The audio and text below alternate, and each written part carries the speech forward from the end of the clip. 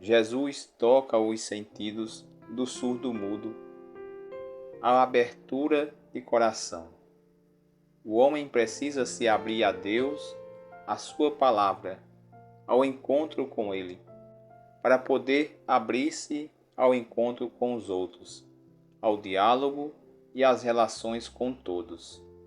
Seja bem-vindo, bem-vinda à leitura diária do Evangelho desta sexta-feira. Evangelho segundo Marcos, capítulo 7, do versículo 31 ao 37. Naquele tempo, Jesus saiu de novo da região de Tiro, passou por Sidônia e continuou até o mar da Galileia, atravessando a região da Decápole. Trouxeram então um homem surdo, que falava com dificuldade, e pediram que Jesus lhe impusesse a mão. Jesus afastou-se com o homem para fora da multidão e em seguida colocou os dedos nos seus ouvidos, cuspiu e com a saliva tocou a língua dele. Olhando para o céu, suspirou e disse: Éfata, que quer dizer abre-te. Imediatamente seus ouvidos se abriram, sua língua se soltou e ele começou a falar sem dificuldade. Jesus recomendou com insistência que não contassem a ninguém, mas quanto mais ele recomendava, mais eles divulgavam.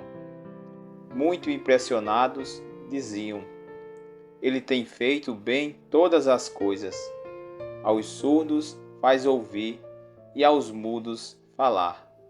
Palavra da salvação, glória a vós, Senhor. Ao longo das páginas do Evangelho de Marcos, há uma abertura crescente em direção aos outros povos, evidenciando a universalidade da missão de Jesus. Assim, Marcos leva os leitores de todos os tempos a abrirem-se aos poucos para a realidade do mundo ao redor e a superar os preconceitos que impediam a convivência pacífica entre os povos. Quando Jesus passa pela Decápole, região pagã, ele atende ao pedido do povo do lugar e cura os surdos. Jesus não tem medo de contaminar-se com a impureza de um povo pagão. Após curar o homem e tocar nos seus ouvidos e na sua língua, enquanto as autoridades dos judeus e os próprios discípulos têm a dificuldade de escutar e entender a mensagem de Jesus, um pagão que era surdo e gago passa a ouvir e a falar pelo toque de Jesus. Lembra o cântico do servo: O Senhor Yahvé abriu-me os ouvidos e eu não fui rebelde. Ao expulsar os vendedores do templo, Jesus critica o comércio injusto e afirma que o templo deve ser casa de oração para todos os povos. Na parábola do vinhateiro, Marcos faz alusão ao fato de que a mensagem será tirada do povo eleito, os judeus, e será dada a outros povos, os pagãos.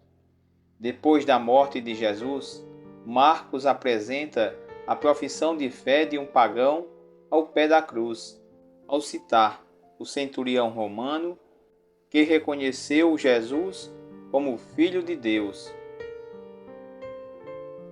Ele está dizendo que o pagão é mais fiel do que os discípulos e mais fiel do que os judeus. A abertura aos povos pagãos aparece de maneira muito clara na ordem final dada por Jesus aos discípulos, depois da sua ressurreição. Ide por todo o mundo, proclamai o Evangelho a toda criatura. Aquele homem, mesmo sem escutar e falando com dificuldade, recebeu a cura, porque Jesus, antes de impor a mão sobre ele, certamente quando estava sozinho com ele, deve ter perguntado se ele acreditava que ele podia curar, perguntado a ele se acreditava que podia voltar a escutar e a falar, pois Jesus já havia lido o seu íntimo, pois Jesus já havia lido tudo isso no seu íntimo. Só precisava sentir a sua abertura de coração e a sua resposta. Conosco também é assim. Se nós o aceitarmos e reconhecermos Jesus como nosso Salvador e entregarmos a vida a Ele, assim estaremos permitindo que Ele realize a sua obra. Com certeza, seremos curados de qualquer situação que hoje necessitamos, por mais que pareça impossível, pois Ele já conhece os nossos corações e sabe das nossas vontades e pode realizar a cura e o milagre.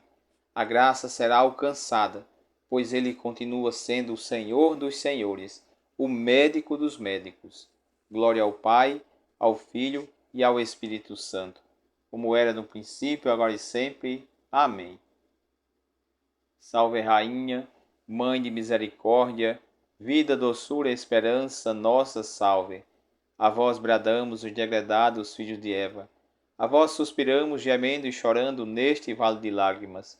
Eia, pois, advogada nossa, esses vossos olhos misericordiosos a nos volvei.